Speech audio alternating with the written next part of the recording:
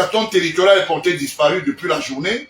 Atangandji n'est pas sorti pour dire, voilà, je suis le ministre de l'administration territoriale, vous avez ce qu'on appelle un cahier de charge dans mon ministère, il n'en parle pas, il n'en fait aucune sortie. Quand il va suivre que j'ai parlé de lui ici, demain matin, vous allez entendre que je vous avais dit que les chefs. Vous avez vu que le mauvais exemple, c'est de choisir les petits amis qui deviennent des chefs. Parlons du cas Jean-Pierre Amourou-Benga qui n'a aucun titre de zone mérité.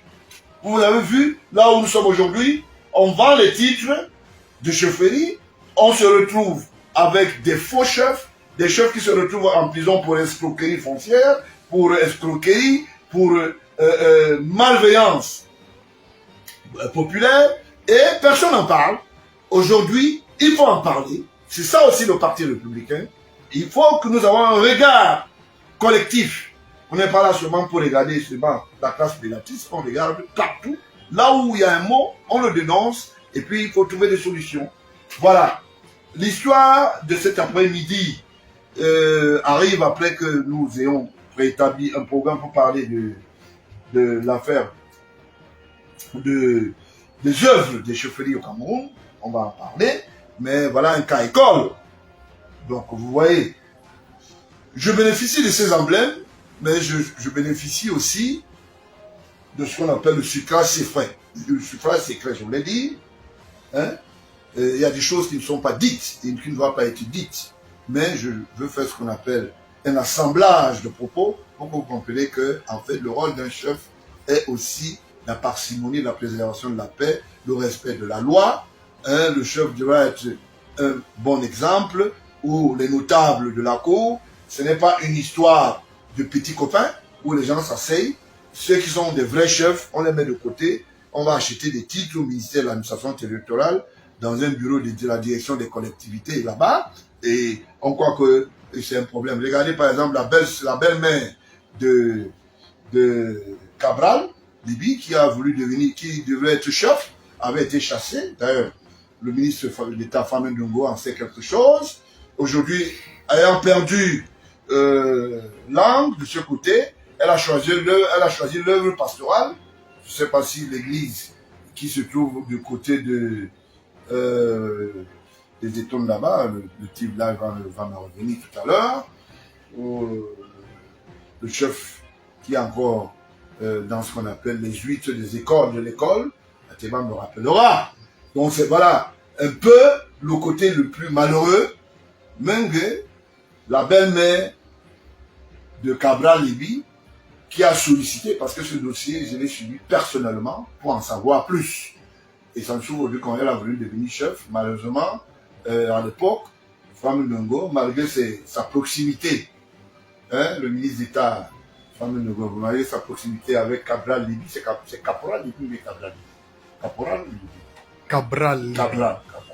C'est pas caporal. Et Cabral, c'est... Non, un caporal, c'est un soldat. Bon, ok, d'accord. Cabral Libye. C'est un soldat. C'est parce que ça fait pas... Il est député. Il est député. Libye. Ah, d'accord. Cabral Libye. Oui. Libye. Ah, d'accord. Oui. Pas les billes, hein. Libye. Libye. Oui, pas les billes. Libye. Pas les billes de bois. Libye. Bon, ok, d'accord. Okay. Donc, Cabral Libye, ça ne souffre d'aucune compensation. Je voulais lui dire simplement que quand la belle-mère a raté du côté de la chefferie, son dossier est encore pendant et dans les archives du ministère de l'administration territoriale, il peut approcher son ami, naturellement, Atangandji, qui lui a refusé la notoriété d'un parti politique parce qu'il le soupçonne de beaucoup de choses. Bon, je ne veux pas réveiller les morts. Mais quand il fallait prendre l'argent à travers un parti, c'était le parti de l'univers. Ça s'est bien arrangé dans un couloir.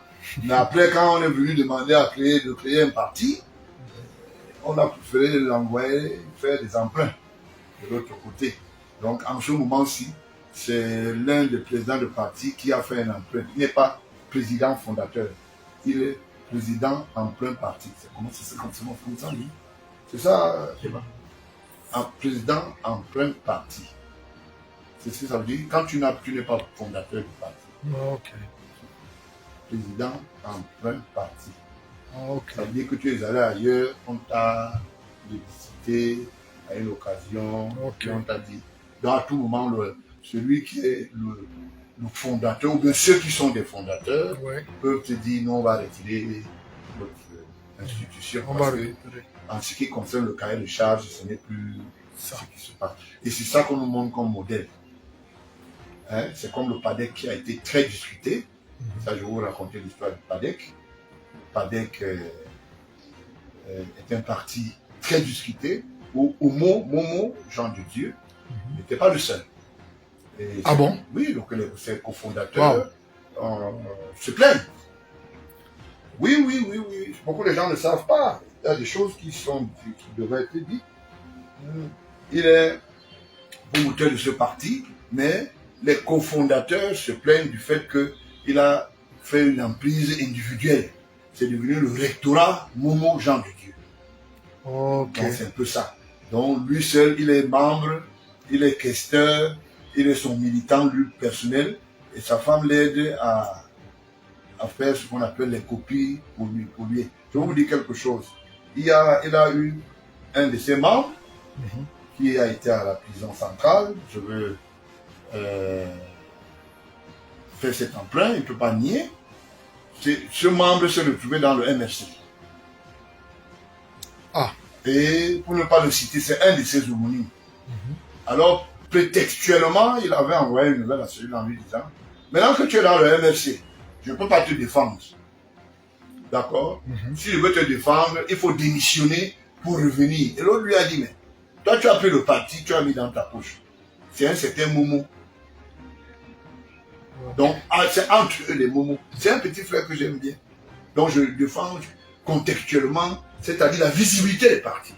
Donc, voilà des gens qui viennent donner des cours lexiques aux gens. À l'intérieur de cela, on trouve certains conseillers qui sont des laveurs, qui ont des laveries. C'est-à-dire, ils lavent les habits, comment tu appelles souvent ça, Ateba? Ils lavent les habits dans les marigots à Ewe. À Ewe, ce sont des, comme Fundi. Tu laves, tu tapes sur la pierre. Après, tu deviens un consultant chez Vision Kaka. Donc, tu commences à énerver les gens. Tu ne sais pas qu'on te reconnaît en Kolimban. Kolimban, c'est Dixon. Et si tu t'amuses, on peut remonter des choses compliquées. C'est pour ça que vous voyez d'autres marchent avec les Bibles même. Ok, je vois. Mais ils oublient que le lexique de la laverie reste dans leur tête. Il y en a des questions aussi de dire d'où ils sortent, quelles sont leurs idées homo sapiens. Voilà, donc c'est un peu ça. Vous avez ce genre de personnes qui parlent beaucoup. Qui jouent aussi au PMUC. On les aperçoit souvent. On les produit qui jouent au PMUC. Oui. Je crois qu'avec le PMUC, on peut avoir quelques millions. Je suis conseiller, je suis l'unique conseiller. Tu es conseiller de la laverie dans les gadous. Tu ne payes même pas l'eau. Tu ne connais même pas combien coûte le mètre cube d'eau. Et oui, à l'époque, on appelait ça en Fundi. Ceux qui connaissent bien le Fundi. Et oui, on appelait ça et oui. Ils doivent se reconnaître. Donc, ils partaient de Kolimban pour aller laver les habits à la poste. Parce que Ewe était là au centre de la poste. Oui. Tu vois, si tu es mal à l'aise, tu le dis. Et au même moment, les mamans allaient là-bas faire la pêche nocturne. En cette période, là où il y a aujourd'hui, il y a une banque, boulangerie Select, de ne pas le citer. Oui. Derrière, là aussi, on lavait le pont là. Donc, c'est un peu ça. Ce sont des enfants de la période. Donc, ils étaient entre Kolimban et Lixonou. C'est ça qu'on appelle Kolimban. Donc, vous savez que quand ils viennent, ils ne savent pas que nous, on a des choses compliquées. Si vous poussez le bouchon, on va pousser le bouchon. Donc, ne venez pas nous donner des choses. Je suis armatan. Je fais de la politique. Tu ne peux pas être un laveur d'habits dans les oui. Et tu laves, tu ne connais même pas combien coûte le mètre cube d'eau. Pour le respect que j'ai vis-à-vis de la famille du défunt père de cette famille, je ne veux pas donner le nom de cette famille, mais suivez mon regard, les bavards qui bavardent beaucoup là, ils viennent là, ils marchent avec les Bibles. Ils s'oublient qu'on les connaît entre eux. C'est mal à l'aise déjà. Donc, il y avait Ewe au niveau. Nkolewe. Oui, il y a Nkolewe et il y avait Ewe. Ok. Nkolewe, c'est du côté en allant vers le stade malien. Ok. Tu comprends? Il y a l'école Nkolewe. Oui, là aussi, il y avait une rivière. Là où il y a la laverie aujourd'hui d'eau. Là où les enfants lavent de l'eau là. Et là, on lave sur les habits. Donc, lui, il est resté avec les vieilles habitudes. Ce sont les anti-apartheid de Kamwate. Il n'aime pas entendre parler de Kamwate. Donc, il préfère laver dans les roues. Même si ça passe avec tout ce que vous pouvez imaginer sur les vêtements, c'est trop compliqué. Bon, peut-être le fer à repasser à charbon peut sécher un certain nombre de choses. Il faut dire d'où viennent les gens.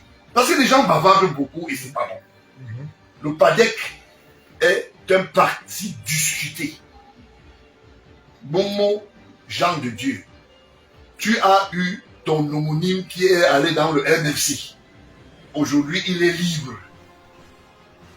Tu lui as envoyé des messages pour lui dire que comme tu es en prison là, moi je suis dans le ministre délégué. Je peux te sortir de là si tu démissionnes. Et si tu ne démissionnes pas, tu restes là. Et tu as utilisé cette stratégie pour faire comprendre aux gens que tu as infiltré le MFC. Tu n'as jamais infiltré le MFC. Tu n'as jamais infiltré le MFC. Les bulletins qui ont été fabriqués par EcoEco pour dire que PADEC était déjà infiltré au niveau du MFC pour que tu deviennes ministre par ce qu'on appelle voie notive. Je sais tout ce que tu fais. Donc, en réalité, le mensonge là va finir comment? Parce que celui qui est le fabricant de ce mensonge et qui est beaucoup plus authentifié par EcoEco Maxime, parce que c'est ça ton travail. La preuve en est que tu es entré dans le gouvernement à la période où EcoEco Maxime était le légendaire de la DGRE.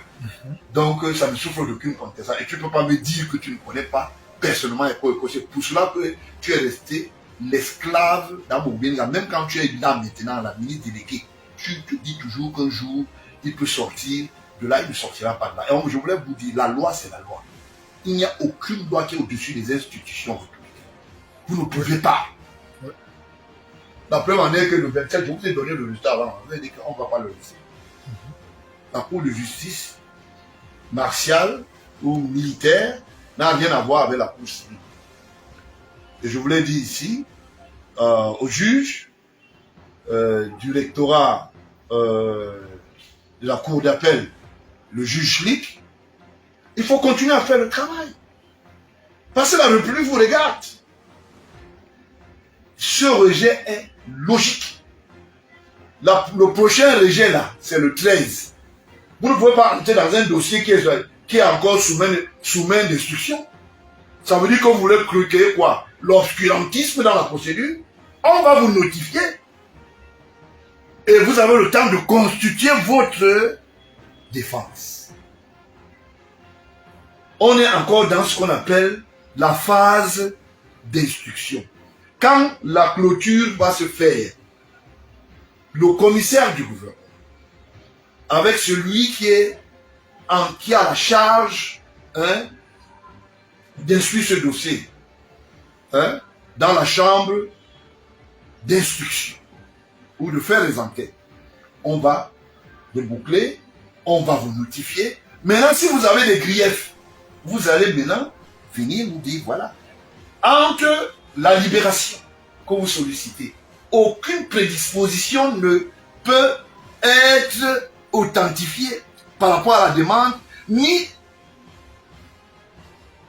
être, je vous l'ai dit, ni être acceptable, n'est pas acceptable, je vous l'ai dit, au niveau de la juridiction, disons que, non, je vous l'ai dit, criminel. Parce qu'en réalité, on poursuit Amourou pour être co-auteur. Ça veut dire que, principalement, si Amourou demande, par exemple, la liberté, il n'est pas incutu personné, l'auteur individuel. Même au niveau de la chambre civile, ça ne pourrait même pas passer parce qu'on poursuit un groupe de personnes. Ça veut dire que EcoEco devrait bénéficier de la liberté privée. Et tous les supposés être ou bien complices ou co-auteurs. Donc, vous ne pouvez pas venir dans une histoire où on vous incrimine. La charge est collective. Vous venez dire non, moi je vais sortir de là, je m'en vais d'abord au quartier, je viendrai me défendre. Pendant ce temps-là, vos complices sont de l'autre côté, ça ne se fera pas. Ça ne se fera pas. il n'y a aucun dispositif juridique. Donc ça veut dire que c'est perdre du temps. Et je voulais le dire. Jean-Pierre Amoubou Belinga, alias Bella Jean-Pierre, garde ton calme. Tu seras en face des juges assis qui vont t'écouter, qui vont dire, maintenant tu as le moyen de te défendre et si tu veux prendre même 600 000 avocats, c'est ton droit. Mais ici, je tiens à te rappeler, Jean-Pierre Amoubou, que ce soit les chefs qui sont sortis cet après-midi, nous on a les scellés. On a les scellés. C'est pour ça que tu es là-bas. C'est pour ça que le ministère public te tient. On a les scellés. Il y a eu ce que vous ne pouvez pas comprendre dans cette procédure. Il y a ce qu'on appelle une injonction du corps de délit. C'est-à-dire, il fallait donner la preuve que effectivement il y a eu crime. Première des choses. Deuxième des choses. À quel niveau les responsabilités des uns et des autres sont établies. Ça c'est le deuxième. Donc, le ministère public a fait ce qu'on appelle le préemploi de la jurisprudence pour que le corps du délit exista. C'est pour ça qu'on a les scellés. Parce que le ministère public s'appuie en disant, c'est monsieur Martinez Zogo est mort. Il a été assassiné. Le premier magistrat, le président Paul Biya, a instruit une enquête. Nous avons fait des enquêtes. Nous avons constitué les corps de délit. Chaque personne à son niveau. On ne peut pas accuser Amoubou Belinga d'être co-auteur s'il n'y a pas des auteurs. Voilà la réalité. Personne ne parle en disant que Amoubou Belinga, du moins ceux qui veulent défendre ce petit, je voulais dire, ce petit ancien nettoyeur de Moron, comment on appelle ça, de mes planches. Je ne comprends pas. Qu'est-ce que vous voulez fausser? Pourquoi on ne posait pas la question combien de personnes sont détenues à la prison centrale? Est-ce que